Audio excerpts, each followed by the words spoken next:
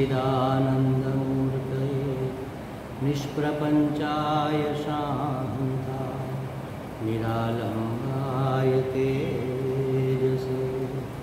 ॐ भद्रन्नो अपि वातय मनः।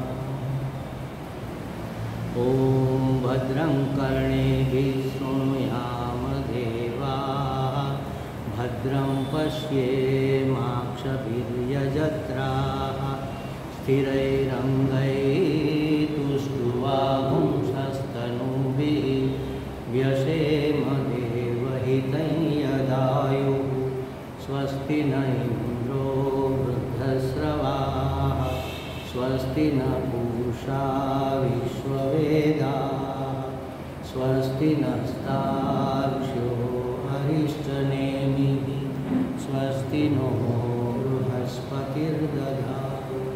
ॐ शान्ति शान्ति शान्तिः। ॐ सहना भवतु सहनौ भुनक्तु सह वीर्यं करवावहै तेजस्विनावधीतमस्तु मा विद्विषावहै। ॐ शान्ति शान्ति शान्तिः। हरिः ॐ श्रीगुरुभ्यो नमः। हरिः ॐ। हरिओम प्रभुजी। आवा फोल्डर क्या पड़ा है आपो ने आपे बधा लोग ने आपो।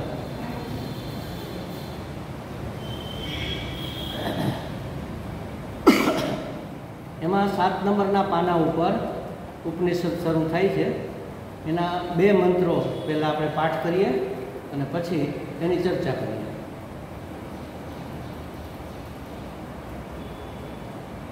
नीचे पाना नंबर लखेला है। एमां 7 नंबरना पाना पर कैवल्य उपनिषद शुरू थाय छे। मळ्युं बधाने? हूँ बोलावुं तमे पाछळथी आमां जोईने बोलजो। ओम अथ आश्वलायनः। आश्वलायनः भगवन्तं परमेष्ठिनम् उपसमेत्य उवाच अधीहि भगवो ब्रह्मविद्यां वरिष्ठां। भगवो ब्रह्मविद्यां सदा सद्भिः सेव्यमानां निगूढां।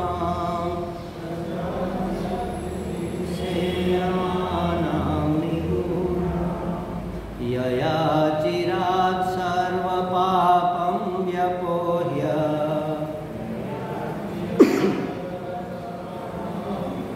परात् परं पुरुषं याति विद्वान्। तस्मै स होवाच पितामहश्च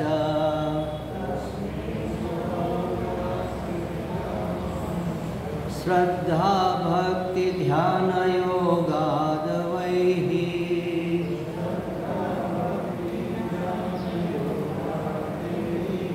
श्रद्धा भक्ति ध्यान योगादवैः।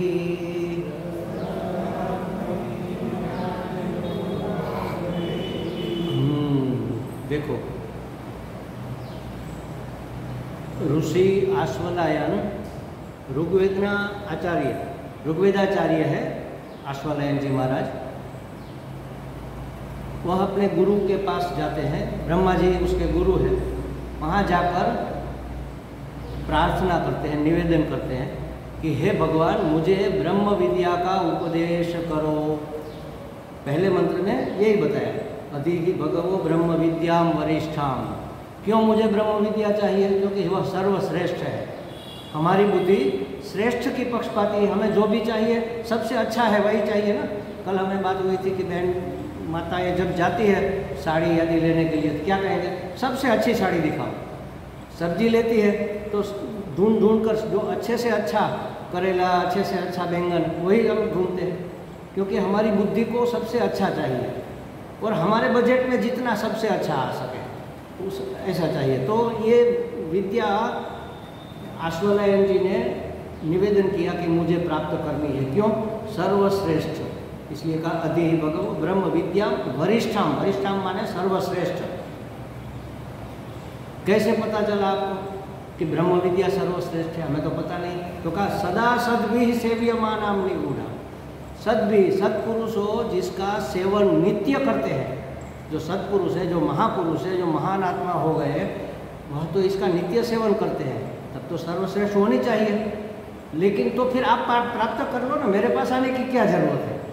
तो कहा नहीं महाराज, निगूढ़, हाँ ये तो रहस्यमय है, गूढ़ है, अपने आप नहीं प्राप्त कर सकते, चाहे कितना भी बड़ा विद्वान हो। ब्रह्म विद्या की प्राप्ति अपने आप हो ही नहीं सकती। आप गुरु के पास जाओ, उसके सामने बैठो और पढ़ो, वो जैसे समझाए उसको पकड़ो, समझ में स्पष्ट करो, तब ये विद्या प्राप्त होती है। अपने आप को क्यों नहीं होती? मैं तो PhD किया हुआ हूँ, मैं तो इतना बड़ा प्रोफेसर हूँ, अपने आप होनी चाहिए ना। आप जो पढ़कर बताते हैं वो हम भी पढ़ लेंगे। इसमें जो लिखा है उसको समझने के लिए वेदांत के, उपनिषद के, शास्त्र के संस्कार चाहिए। अब चाहे हम कितने भी पढ़े लिखे, लेकिन डॉक्टरी भाषा के जो शब्द है उसको हम जानते हैं क्या? नहीं जानते। हम मास्टर डिग्री किया हुआ है और BA BBA जो आयुर्वेदाचार्य, आयुर्वेद के डॉक्टर है, उसकी भी भाषा नहीं जानते, क्योंकि उसकी अपनी एक लैंग्वेज, हर एक की अपनी एक लैंग्वेज होती है। उसको कहते हैं पारिभाषिक शब्द। उसके जो पारिभाषिक शब्द है ना, वो हम नहीं समझ पाते। अच्छा, एक शब्द यहाँ आता है, ये विद्या अवांग मनस गोचर है, अनिर्वचनीय। अच्छा, कैसे समझेंगे ये अनिर्वचनीय क्या है? ये बातें जब गुरुमुख से इसका विश्लेषण सुनेंगे तब हमें पता चलेगा कि अनिर्वचनीय का मतलब क्या, अवांग मनसा गोचर का मतलब क्या।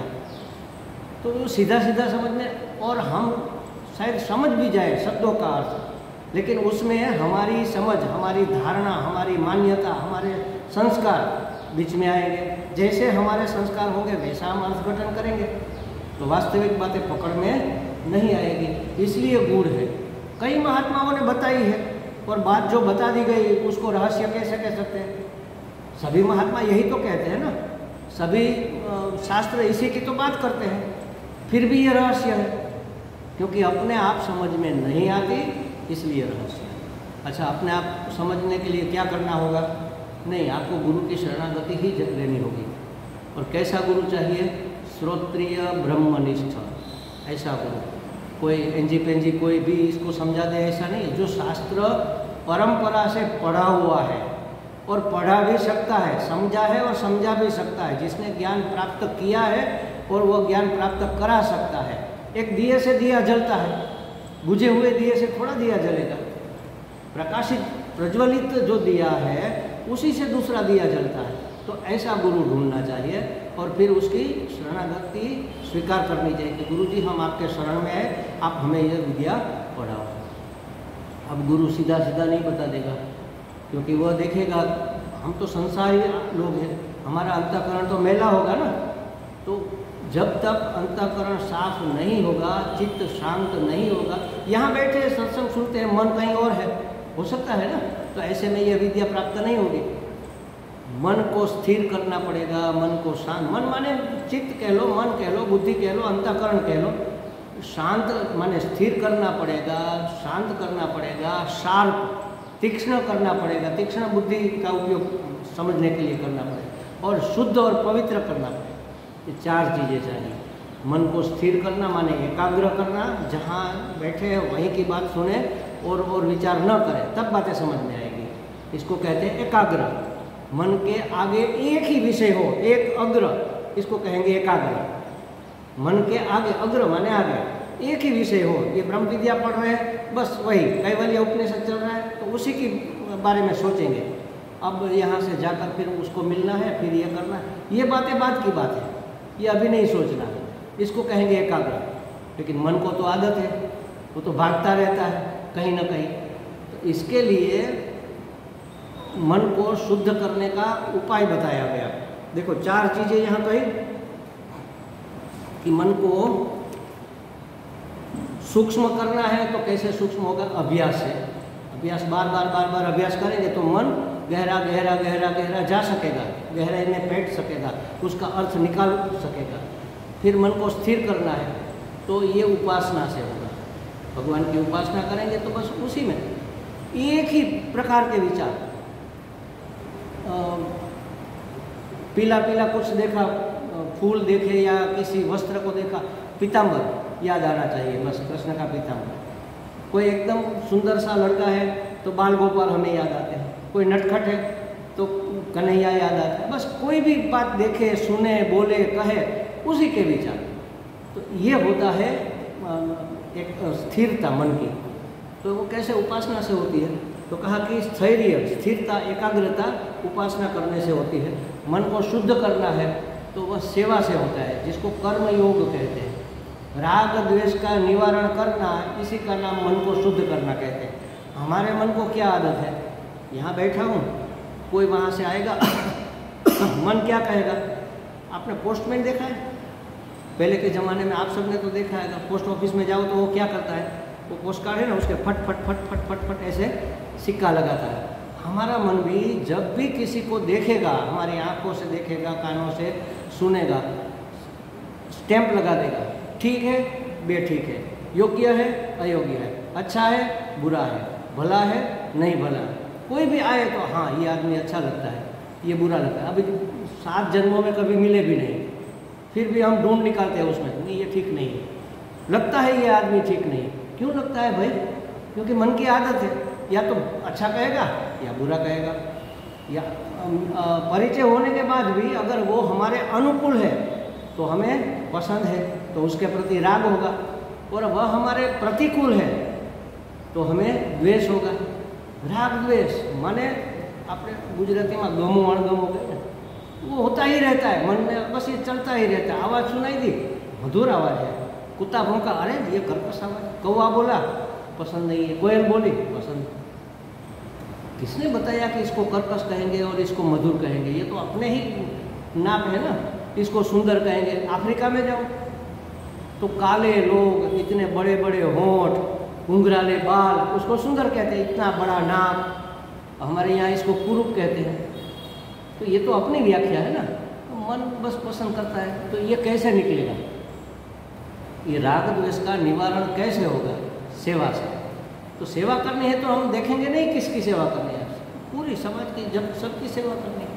आप यहाँ आ गए, थोड़ा पहले आ गए, कुर्सियाँ सब ठीक ठाक की, तो आपको कोई अपेक्षा नहीं है कि कोई मेरी प्रशंसा करेगा, या तो ये नहीं है कि अच्छी वाली कुर्सी मैं रखूँ, बाकी बुरी बुरी सब पीछे रखूँ। ये भी नहीं करेंगे हम, तो ठीक से लगा देंगे बस। तो धीरे धीरे सेवा से, माने निष्काम कर्म, जिसके पीछे कोई कामना नहीं है, ऐसे कर्म करने से ये राग द्वेष निकल जाएंगे, मन शुद्ध होगा और भगवान की भक्ति से मन पवित्र होगा। ऐसा अगर हमारा अंतःकरण हो गया, मन हो गया, तो फिर ये बात हमारे दिमाग में बैठेगी, तब तक नहीं बैठेगी। इसके लिए शास्त्र में उपाय अलग शब्दों में बताया, विवेक, वैराग्य, शमदमादि, षट् संपत्ति और मुमुक्षा। विवेक करो ना, हमें क्या चाहिए। वास्तव में हमें बहुत इच्छाएं होती रहती है, ये करना है, वो करना है, यहाँ जाना है, वहाँ जाना है, इसको प्राप्त करना है, उसको प्राप्त करना है, इसको भोगना है, उसको भोगना है, ये खाना है, वो देखना है। कंटिन्यू ये चलता ही रहता है, चलता ही रहता है। विवेक तो करो, आपने जो प्राप्त किया वो टिका, कितनी देर टिका, उसके पीछे कितना श्रम किया। अब इच्छा हो गई, चलो लड्डू खाएंगे, तो लड्डू ऐसे ही थोड़े खाए जाते, उसके लिए घी चाहिए, गुड़ चाहिए, आटा चाहिए, तो है तो नहीं कुछ घर में। अब बाज़ार से लेना पड़ेगा, बाज़ार से लेने के लिए पैसे चाहिए, तो पैसे कमाने पड़ेंगे। कितनी मेहनत से पैसे कमाएंगे, फिर आटा, घी, गुड़, इलायची, जो भी चाहिए वो लेकर आएंगे। फिर लेकर आने से थोड़े ही बन जाता है, उसके पीछे मेहनत करनी पड़ेगी। बहुत मेहनत करके लड्डू बनाए, 2-3 लड्डू बन गए, फिर खा लिया, बहुत बड़ा मज़ा आ गया, बहुत मज़ा आ गया। कितनी देर रहा? 3 घंटे। 3 घंटे में तो वो तो होजरी से नीचे आगे चले जाते, फिर याद ही नहीं रहता, तब तक तो वो आते हैं ना, डकार आते हैं तो पता चलता है कि लड्डू खाया है, लेकिन 3 घंटे के बाद तो याद भी नहीं रहेगा, और 12 घंटे के बाद तो वो मल होकर निकल जाएगा। फिर संतोष हो गया, दूसरी बार नहीं इच्छा होगी, हाँ लड्डू खाए थे, बड़ा मजा आया था, चलो फिर से खाए, फिर से वही कोल्हू के बैल की तरह लग जाओ। ये संसार के सुख, ये भोग के सुख, हम नहीं कहते कि नहीं करना चाहिए, लेकिन ये नित्य नहीं है, इसके लिए हमारा जन्म नहीं हुआ। करो, ठीक है, मिल जाए, लेकिन उसके पीछे अपना समय बर्बाद मत करो। जो वास्तविक सुख है, जो आता है लेकिन कभी जाता नहीं, और दुख ऐसे दुम दबाकर भागता है कि वापस मुड़कर आता नहीं। हमें ये चाहिए, और ये है स्वरूप का सुख, वो कभी जाएगा नहीं। स्वरूप तो मैं अपना स्वरूप है, वो कहाँ जाएगा?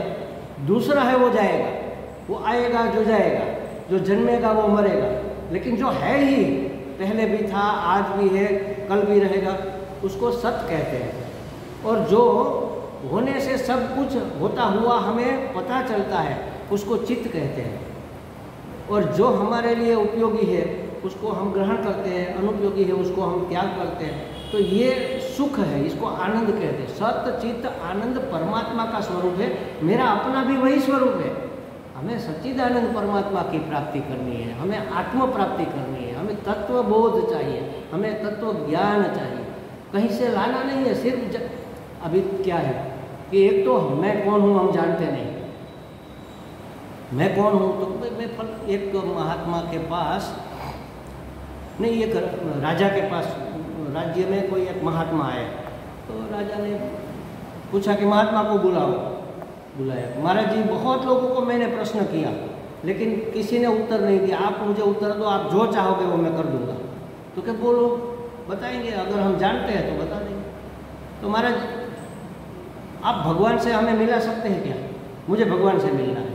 तो हाँ, जरूर मिला सकते हैं, वही तो हमारा काम है, और हमारा काम ही क्या है, वही तो हम करते हैं।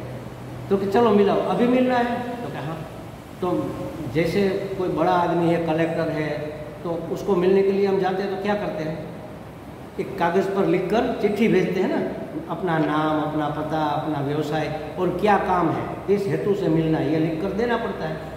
अच्छा, तुम अपना नाम, पता, अपना हेतु लिख कर दो, मैं भगवान को बता दूंगा कि ये मिलने आया है। अगर वो कहेंगे तो फिर आपकी मुलाकात करवा दूंगा। तो उसने लिखा, राजा फला फला फला महावीर सिंह, जो भी है नाम, और एड्रेस लिखा कि ये राजघराना, ये राजमहल, ये विरासत का नाम लिख दिया, जयपुर राजघराना जैसे, और उम्र लिख दी, इतनी उम्र, क्यों मिलना है, तो आपके दर्शन करना है बस। ठीक है, बैठो, अभी मैं पूछ के बताता हूँ, लाओ चिट्ठी। अरे ये क्या लिखा आपने? महावीर राज सिंह, ये तो आपका नाम है, आप कौन हो वह लिखो ना, मैं क्या कहूँगा किसको मिलना है, ये तो आपका नाम है। नाम तो बदल भी जाता है ना, मेरा नाम 3 बार बदला है। पूर्वाश्रम में बचपन में कोई अलग नाम से बुलाते हैं, हम पेट नेम बुलाते हैं ना बच्चों को, टीनू मीनू कहकर, फिर उसका नाम जो वास्तविक रजिस्टर में है स्कूल में, वो नाम होता है। फिर संन्यास लिया तो महाराज जी ने नाम बदल दिया। अब नाम तो बदल गए, जैसे समझो कई महात्माओं के नाम कई प्रकार, पूर्णानंद स्वामी पूर्णानंद सरस्वती, बहुत बड़े महात्मा हो गए, वो ओडिशा से आए हुए थे और अखंडानंद जी महाराज के गुरु थे। तो किसी को नाम याद ही नहीं पूर्णानंद, सब उड़िया बाबा कहते हैं। उसके गुरु ने नाम रखा पूर्णानंद सरस्वती, अब सब कहते हैं उड़िया बाबा जी। देखो, फिर से नाम बदल गया। ऐसे हमें भी कई हमारे शिष्य गुरु जी कहते हैं, गुरु जी तो कहते हैं, लेकिन बच्चे लोग स्वामी जी दादा। अब अगर सब लोग कहने लग जाए स्वामी जी दादा, तो ये स्वामी नित्यानंद जी चला जाएगा अपने आप। तो नाम तो बदल जाता है ना, तुम कौन हो वह लिखो। और ये जो लिखा है ये एड्रेस, वो तो आपके महल का है ना, तुम कहाँ हो ये बताओ, तुम कौन हो, तुम कहाँ हो, मुझे बताना पड़ेगा ना। वो तो सोच, महाराज ऐसा तो कभी सोचा ही नहीं, बस ये सोच कर बता दो, फिर मैं मिला दूंगा। क्यों? क्योंकि जो तुम हो वही परमात्मा है। अहम ब्रह्मास्मि तत्वमसि, वह तुम हो। हम अपने आप को जानते नहीं, ये दिक्कत है। मैं अपने आप को जानता नहीं, और जो जानता है उसकी बात मानता नहीं। दिक्कत तो सबसे बड़ी यही है, जानता तो नहीं, लेकिन जो जानता है उसकी बात में मानता नहीं। हमने कह दिया कि तुम ब्रह्म हो, तुम भगवान हो, मानेंगे क्या हम? हाँ, ये तो स्वामी जी कहते हैं, हम जानते हैं भगवान है, लेकिन ऐसा मैं भगवान थोड़ी हो सकता हूँ। सब भगवान, हाँ सब भगवान है, लेकिन मेरी सास भगवान थोड़ी हो सकती है, मेरा पड़ोसी भगवान थोड़ी है, ऐसा पड़ोसी भगवान थोड़ी हो सकता है। तो जानते नहीं, कोई बताएगा तो मानते नहीं। यहाँ तक भी दिक्कत है, लेकिन इससे ज़्यादा दिक्कत तो ये है कि जो उल्टा है वह मानते हैं। मैं सत्य चित्त आनंद स्वरूप हूँ, इसके बदले हम क्या मानते हैं? मैं दीनहीन दुखी पराधीन हूँ, ऐसा मानते हैं। मैं जन्मने मरने वाला हूँ, मैं तो अमृत हूँ। सत माने अमृत, जो तीनों काल में रहे उसी को सत कहते हैं। सब ज्ञान स्वरूप है उसको चित्त कहते हैं, और अखंड आनंद स्वरूप है उसको आनंद कहते हैं। तो उसके बदले हमने क्या माना? हम पराधीन हैं, हम जन्मने वाले हैं, मरने वाले हैं। सब मानते हैं कि नहीं, मेरा ये जन्म है, मैं मरूंगा। हमारे सब मरे तो मैं भी मरूंगा। मैं कैसे मर सकता हूँ? हमने कभी सोचा ही नहीं। बचपन में जब हम छोटे थे, हमारा शरीर याद है हमें, 7-8 साल की उम्र तो याद होगी, कैसे कूदते फांदते खेलते खाते पीते थे। वो शरीर चला गया, अब है वो शरीर? नहीं है, वो चला गया। जवानी आ गई, तो जवानी में तो इतने साहस किए, पेड़ पर चढ़े, वहाँ पर अभ्यास किया, कॉलेज में ऐसे ऐसे नखरे किए, ये सब किया, वो किया, फिर इतनी कमाई की, ये बिजनेस किया, ये नौकरी की, सब याद है। वो शरीर भी चला गया। अब वृद्धावस्था आ गई, तो 3 अवस्था मानो, बचपन, जवानी और वार्धक्य, वृद्धावस्था। 2 भाग चले गए, माने 2 भाग का मैं कम हो गया क्या? क्या मैं 2 भाग कम हो गया कि पूरा का पूरा वही हूँ? शरीर बदल गया, मैं बदल गया क्या? मैं नहीं बदला, मैं कम भी नहीं हुआ, वही का वही हूँ, पूरा का पूरा मैं का मैं ही हूँ। अगर मैं अब नहीं होता तो उसको कौन याद करता? वही अगर मैं नहीं होता तो मैं कैसे याद करता कि मैं बचपन में ऐसा था? तो शरीर तो बदलता है, ये शरीर तो जन्मता भी है और मरता भी है। मैं थोड़ी, अगर बचपन गया और मैं नहीं गया, जवानी गई और मैं नहीं गया, ये बुढ़ापा चला जाएगा, माने शरीर चला जाएगा, तो मैं कैसे जाऊंगा? जो अब तक नहीं गया वो अब कैसे जाएगा? लेकिन हम अपने आप को जन्मने मरने वाले मानते हैं, हम अपने आप को पराधीन मानते हैं, हम अपने आप को सुखी दुखी मानते हैं कि नहीं मानते? तो सुख दुख तो मन के धर्म है। हम मानते हैं कि हम सुखी हैं, हम दुखी हैं। हमें भूख प्यास लगती है तो हम क्या मानते हैं? मैं भूखा हूँ, मैं प्यासा हूँ। तो भूख प्यास तो प्राण के धर्म है, जन्मना मरना शरीर के धर्म है। तो मैं विद्वान हूँ, मैं मूर्ख हूँ, मैं होशियार हूँ, ये बुद्धि के धर्म है। वो अपने ऊपर के છે ને શું કહે, ઉઠતી પાઘડી પહેરી લીધી, બંધ બેસતી પાઘડી પહેરી લીધી। हाँ, तो जो बुद्धि के धर्म है वो अपने आप को मानकर ऐसे अहंकार कर, अरे मैं विद्वान हूँ, बड़ा विद्वान हूँ। विद्वान तो बुद्धि है तुम्हारी, बुद्धि तो आती जाती है। भूख प्यास बनती मिटती है, पानी पी लिया प्यास मिट गई, तुम थोड़े ही मिट गए। मैं प्यासा हूँ, मैं भूखा हूँ, मैं विद्वान हूँ। देखो, ये मैं कौन हूँ नहीं जानता, कोई बताएगा तो वो नहीं मानता, यहाँ तक तो ठीक, विपरीत मानता, उल्टा, ये दिक्कत वाली बात है। अपने आप को दीनहीन, मर्त्य, जन्मने मरने वाला, भूखा प्यासा, सुखी दुखी, ये सब मानना, परिचिन्न, मर्यादित परिचिन्न माने अज्ञानी, अशक्त, ये सब मानना, ये जीव है। इसी का नाम जीव है, जीवपन। वास्तव में हम शिव है, अपने आप को जीव मान रहे हैं। वास्तव में हम परमात्मा है, अपने आप को जीवात्मा मान रहे हैं। आत्मा तो है, लेकिन आत्मा कहने की हिम्मत नहीं होती, इसलिए जीवात्मा कहा। परमात्मा है, सिर्फ आत्मा ही कहना चाहिए ना, यहाँ जीवात्मा कहा, इसलिए उसको परम कहना पड़ा। परम आत्मा, परमात्मा, महान आत्मा, ये परमात्मा। तो अपने आप को पहचानने के लिए आश्वलायन जी ब्रह्मा जी के पास जाते हैं कि महाराज हमें अपनी पहचान कराओ। और अथ से शुरुआत, अथ आश्वलायन ऐसे शुरुआत, माने अथ का अर्थ है कुछ पहले हो चुका है। क्या हो चुका है? विवेक, वैराग्य, समाधि, षट् संपत्ति प्राप्त कर ली है, तभी तो जानने की इच्छा हुई। आज तक हमें कभी क्यों नहीं इच्छा हुई जानने की कि मैं कौन हूँ? किसको इच्छा हुई? अभी आए सत्संग में, चलो अच्छा सत्संग चल रहा है, थोड़े कान पवित्र होंगे, फ्री है तो जाकर बैठते हैं, बस इससे ज़्यादा हमारी कोई अपेक्षा नहीं थी। इसमें से कौन आया है कि मुझे अपने आप को जानना है इसलिए मैं आया हूँ? नहीं, हमें पता ही नहीं है कि हमें अपने आप को जानना है। क्यों नहीं पता है? क्योंकि हमने विवेक नहीं किया। वास्तव में मैं कौन हूँ, मैं क्यों इस धरती धरा पर क्यों आया हूँ, ऐसे ही परिवार में मेरा जन्म क्यों हुआ, अंबानी के घर क्यों नहीं हुआ, या तो वो भिक्षुक है भिखारी के घर क्यों नहीं हुआ, उत्कृष्ट भी नहीं निकृष्ट नहीं, यहीं पर क्यों हुआ, और ऐसी विद्या ऐसा संजोग मुझे क्यों मिल रहा है? इसके पीछे कोई प्रयोजन होगा, किसी कोई अलौकिक शक्ति हमें प्रेरित करती है। कभी सोचा ही नहीं ना, विवेक करना चाहिए हमें कि मैं क्यों आया हूँ और मुझे क्या करना है, कहाँ जाना है। सुबह से लेकर शाम तक, जन्म से लेकर मृत्यु तक, इधर से इधर भागते रहते। कभी सोचते नहीं क्यों भाग रहे हो भाई, सब भाग रहे हैं, हम भाग इसलिए पीछे नहीं रहना है। अरे कहाँ जाओगे भाग कर, मुड़ कर वापस यहीं आना है। ये पूरा सर्कुलेटर है, भाग कर वहीं पर आते हैं, भाग कर वहीं पर आने का मतलब क्या है? बहुत कमाया, बहुत खाया, फिर से भूखे हो गए। 100 रुपये कमाए तो अब 1000 कमाना है।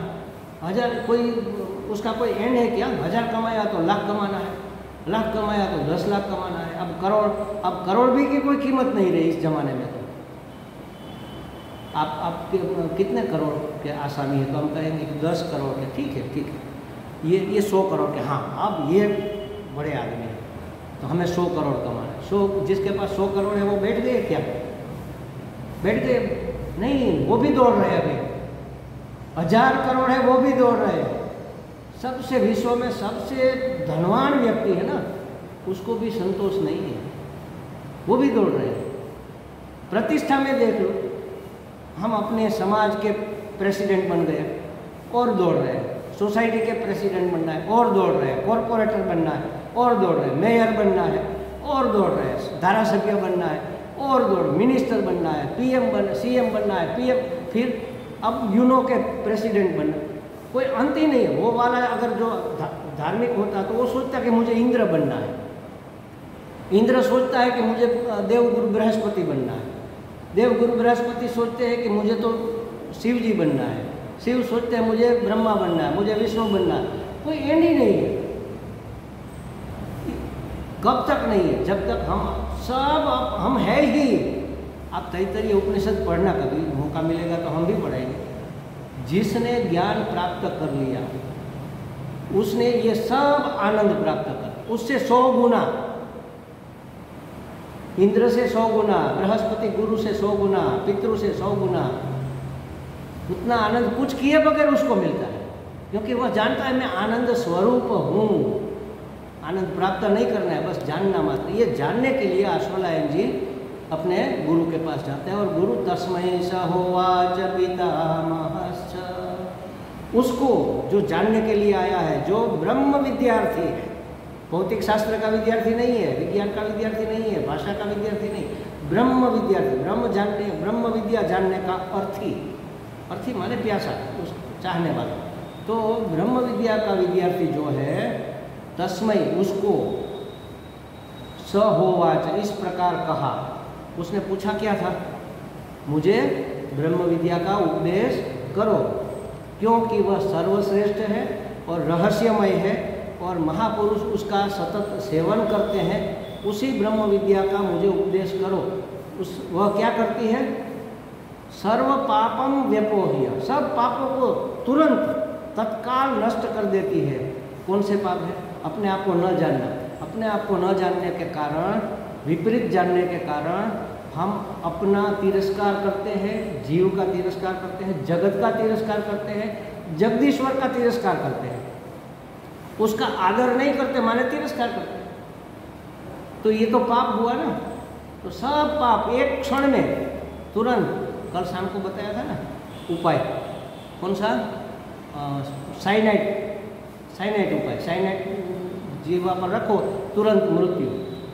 तो उसी तरह अपने आप से बात करो, तुरंत शांति। शाम को बताया था। तो ये विद्या प्राप्त करने से सभी पाप तुरंत मिट जाते हैं, इसलिए मुझे ये प्राप्त करना है। अच्छा ठीक है, चलो अधिकारी तो है, लेकिन देखा तुरंत कोई महात्मा ब्रह्म विद्या नहीं बताता। क्योंकि सुवर्ण पात्र में सिंह का शेरनी का दूध टिकता है, वरना वो पात्र फाड़ देगा।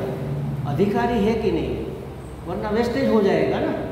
तो देखता है अधिकारी है कि नहीं, उसके लिए कोई उपाय बताता है। अब इंद्र और विरोचन, इससे बड़े अधिकारी कौन हो सकते हैं? वो जब गए ब्रह्मा जी के पास कि हमें उपदेश करो, जैसे अश्वलायन गया वैसे वो भी गए थे। उसने सुना था कि परम पुरुष को जो जान लेता है वो अमर हो जाता है।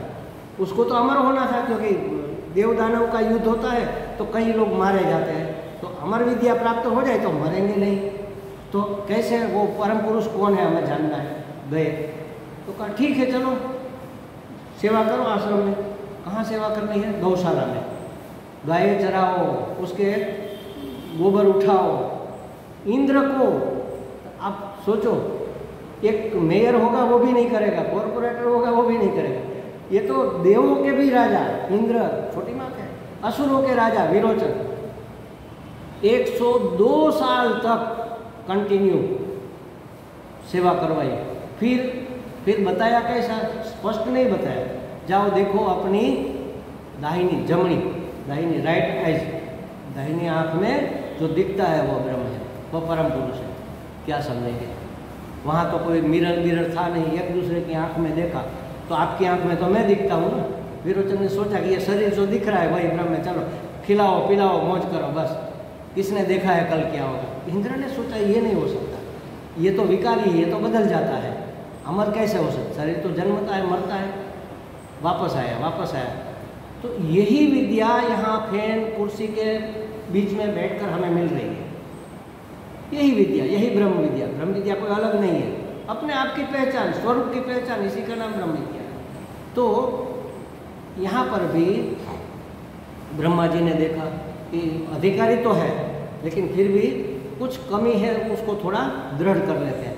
जैसे पंडाल लगाते हैं ना, लग्न का मंडप लगाते हैं, पंडाल लगाते हैं, तो वो मंडप सर्विस वाले आते हैं, क्या करते हैं? खंबा गाड़ते हैं। तो पहले खड्डा करके खंबा रखा, माटी डाली, फिर थोड़े कंकड़ डाला, फिर ऐसे दबा दिया, फिर हिलाते हैं। अरे भाई दबा दिया, अब हिलाते क्यों हो? ताकि जगह हो जाए, और हिला कर ऐसा दृढ़ करे फिर हिलेगा ही नहीं। बार बार हिलाओ, बार बार दबाओ, बार बार हिलाओ, बार बार दबाओ, तो एक समय ऐसा आएगा कि फिर बिल्कुल नहीं हिलेगा। अब ये जम गया। तो इस तरह से अधिकारी तो है, क्योंकि अच्छा से शुरुआत हुई, साधन चतुष्टय संपन्न है, विवेक वैराग्य करके तभी तो उसको पता चला कि मुझे ब्रह्म विद्या प्राप्त करनी है। लेकिन अभी कुछ कमी तो नहीं है, थोड़ा हिलाना चाहिए। इसलिए कहा कि सीधा उपाय नहीं बताया, कहा उपाय, जवाब दिया। महात्मा जवाब दे, ये भी बहुत बड़ी बात है। जवाब दिया, उत्तर दिया, वरना इधर उधर की बातें करके टाल देते हैं। अच्छा तुम्हें ये जानना है, ठीक है चलो, कहाँ रहते हो, क्या करते हो, कौन कौन है घर में, संसार की बातें करेंगे, आप बह जाओगे उसमें, बात चल गई। क्या व्यवसाय? अरे आप तो बड़े अच्छे आदमी है, भला आपको क्या चिंता करने की ज़रूरत है, जाओ। नहीं उत्तर दिया, क्योंकि वो जानता है कि ये प्यास नहीं है, अंदर की प्यास, बर्निंग डिज़ायर अगर है तो उत्तर आपको इफेक्ट करेगा, वरना हमारा उत्तर आपके कोई काम का नहीं रहेगा। सुन लिया और भूल गए। कई बार हम कई प्रश्न पूछते हैं, याद भी नहीं है कि कब क्या पूछा था, क्योंकि वो हमारा प्रश्न नहीं था, कहीं से सुना, पूछ लिया। तो ऐसी बात तो नहीं है। यह जानने के लिए, थोड़ा दृढ़ करने के लिए क्या कहते हैं इसको शास्त्र की भाषा में, खनन न्याय, आधा शब्द आगे का मैं आधा भूल गया। हाँ, स्थाणु खनन न्याय ऐसा कहते हैं। खंभे को हिला कर फिर ठोक कर मजबूत करना। तो यहाँ पर भी ब्रह्मा जी ने देखा कि इसको अभी थोड़ा 2-3 चीज़ों को दृढ़ करना चाहिए। होगी तो सही, तभी तो आया है, लेकिन इसको दृढ़ करना है। तो कहा श्रद्धा भक्ति ध्यान योगाद वैहि। ब्रह्म विद्या का उपदेश नहीं किया। उसने पूछा मुझे ब्रह्म विद्या प्राप्त कराओ, तो उसने कहा कि श्रद्धा भक्ति और ध्यान के योग से प्राप्त कर लो, जाओ। साधन बता दिया, अब तुम कर लो अपने आप। हम क्या कहेंगे? फिर आगे कहते हैं, चर्चा भी करते हैं, लेकिन कहा कि श्रद्धा भक्ति ध्यान योग से, श्रद्धा भक्ति और ध्यान के संयोग से, उसको मिलाकर तीनों को अर्जित करके, तीनों को मजबूत करके ब्रह्म विद्या की प्राप्ति करो। मतलब अपनी श्रद्धा को दृढ़ करो, अपनी भक्ति को अव्यभिचारिणी बनाओ और ध्यान को एकदम क्या कहते हैं दृढ़ करके फिर लग जाओ, तब ये ज्ञान प्राप्त होगा। अब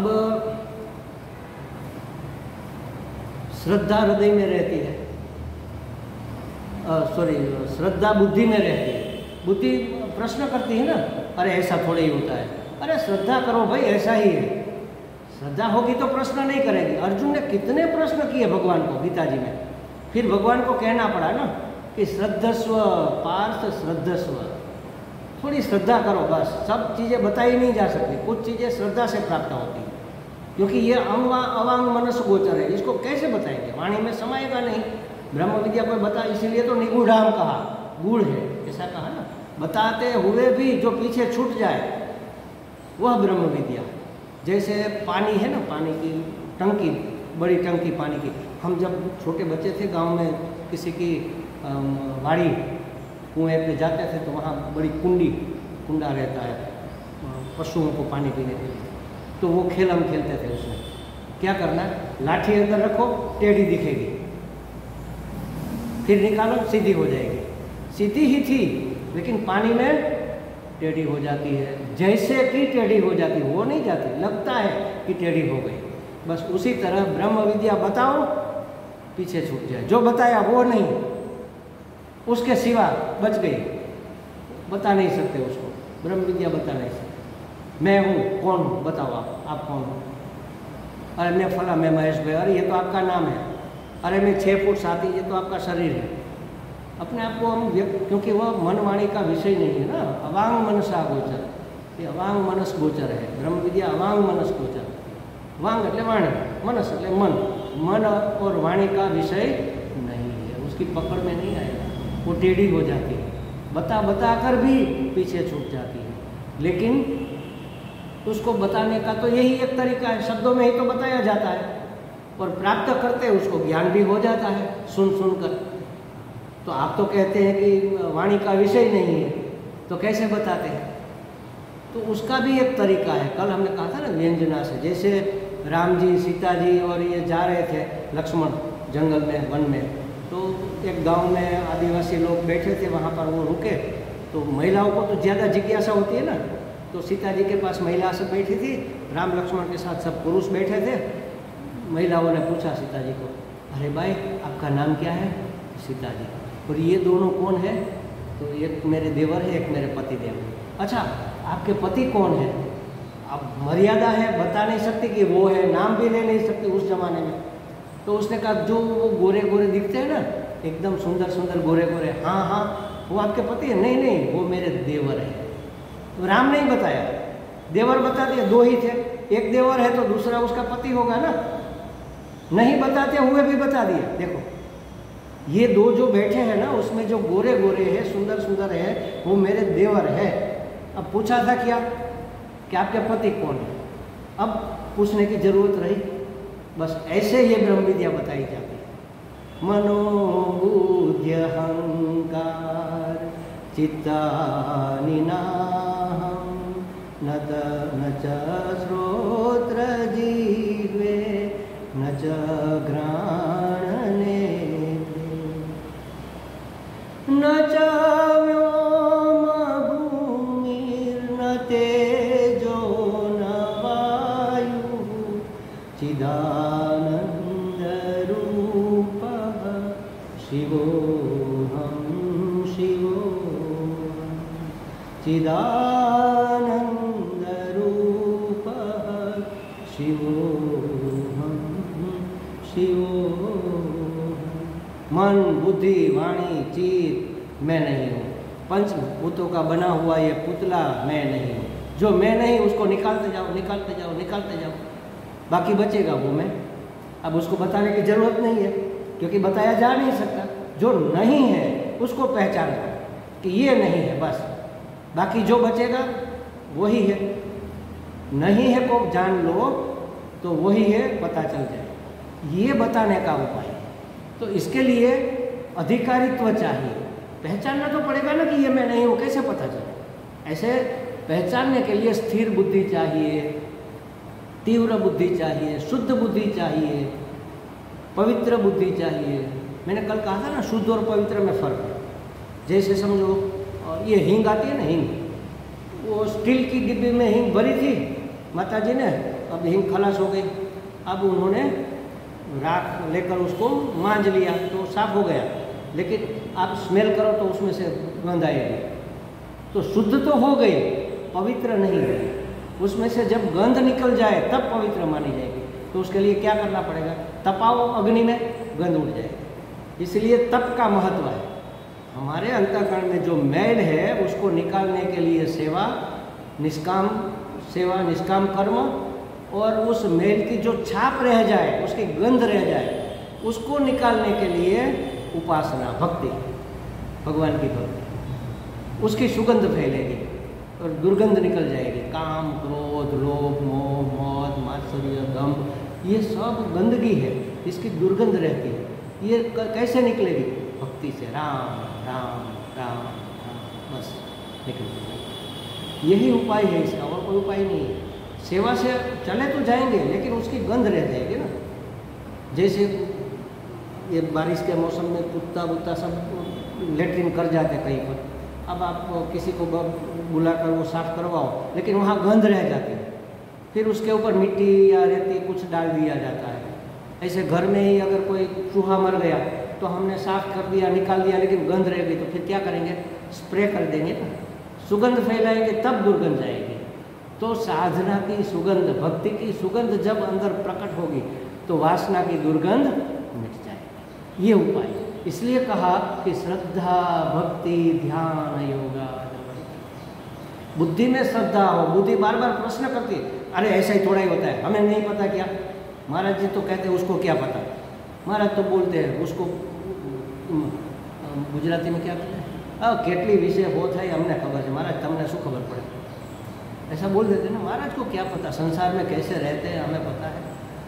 मुझे कोई नहीं कह सकता, क्योंकि मैं संसार में रह कर आया हूँ।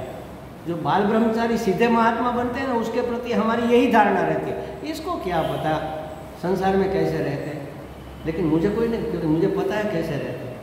सब धोखा है, बिल्कुल धोखा है महाराज, बिल्कुल मिथ्या, बिल्कुल धोखा है। अंधेरे में रात चली गई, पता ही नहीं चला रात कहाँ गई, क्योंकि अंधेरा था। एक बार संध्या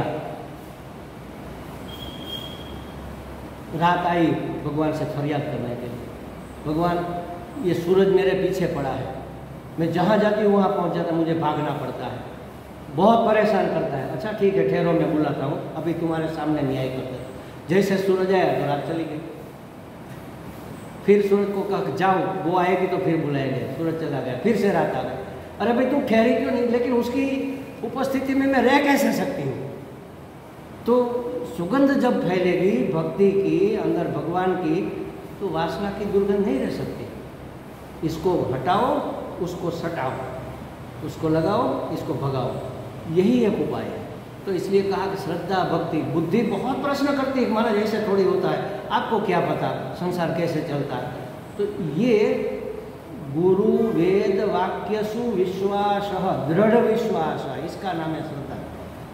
वेदना वाक्यों, वेद के जो वाक्य है उसके ऊपर हमारा विश्वास, वही वाक्य हमारे गुरु बोल रहे हैं, उसी को समझा रहे हैं। तो गुरु के वचन पर दृढ़ विश्वास, गुरु जी ने कहा है तो ठीक ही होगा, मुझे समझ में नहीं आता है तो मुझे समझना है।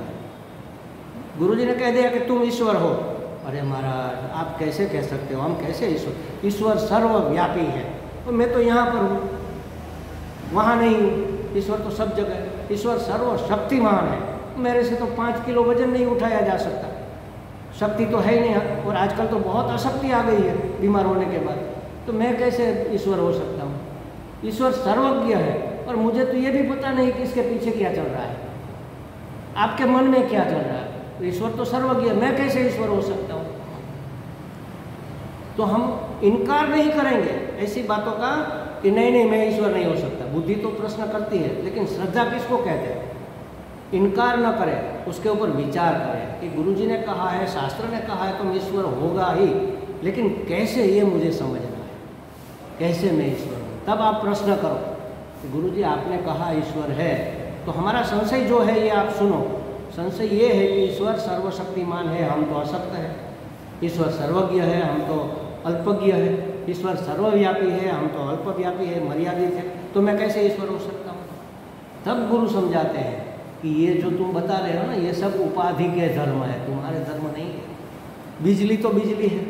अब जीरो का बल्ब है तो थोड़ा कम दिखता है, ट्यूबलाइट में ज़्यादा प्रकाश है, तो यहाँ बिजली ज़्यादा है, यहाँ बिजली कम है।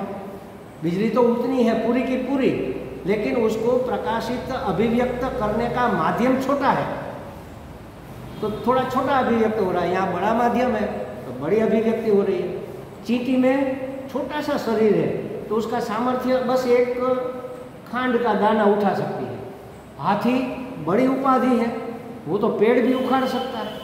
लेकिन दोनों के अंदर जो चैतन्य है वो तो अनंत है, वो तो एक ही है, अनंत चैतन्य है। तो तुम वह अनंत चैतन्य हो, इस रूप में तुम ईश्वर हो। ये उपाधि के रूप में, उपाधि तो आने जाने वाली चीज़ है। ये तो आपके वस्त्र है, आपने वेश पहना है, आप भूमिका अदा कर रहे हो, पुरुष की, स्त्री की, पति की, पत्नी की, माता की, पिता की, ये भूमिका है। जैसे रोल निभाते ना अभिनेता, वो अभिनेता कौन है इसको ढूंढो। ये अभिनय जो कर रहा है ना, वो तो एक खेल है सिर्फ। ये रोल निभाने के लिए भगवान ने आपको भेजा कि जाओ भावनगर में इस घर में इस परिवार में जन्म लो और ये व्यवसाय करो, ऐसा ऐसा करो, ये तुम्हारे कर्मों का फल। वो फल भोगने के लिए, अभिनय करने के लिए हमें भेज दिया। रोल निभाना है, हमें अच्छे से निभाना है, ऐसे वैसे नहीं। पिता है तो पूरे पिता बनकर रहना है, लेकिन कहीं आसक्ति नहीं करनी। ऐसा नहीं मानना है कि मैं यही हूँ, ये मेरा वेश है, ये मेरी भूमिका है, इसको मैं अच्छे से निभा रहा हूँ बस। तब गुरु समझाते कि ऐसे जो अनंत चैतन्य हुआ तुम हो, तब विश्वास हो जाता है।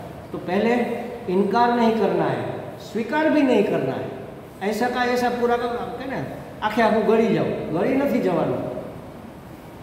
प्रश्न करवानो, प्रश्न करना है समझने के लिए, अविश्वास के लिए नहीं। महाराज आप बता रहे हैं तो मैं ईश्वर हूँ तो होऊंगा, मैं इनकार नहीं करता, लेकिन कैसे, ये बात समझ में नहीं आ रही। मेरी बुद्धि की मर्यादा है, ये स्वीकार करना है कि मेरी समझ की मर्यादा है कि मैं कैसे भगवान हो सकता हूँ।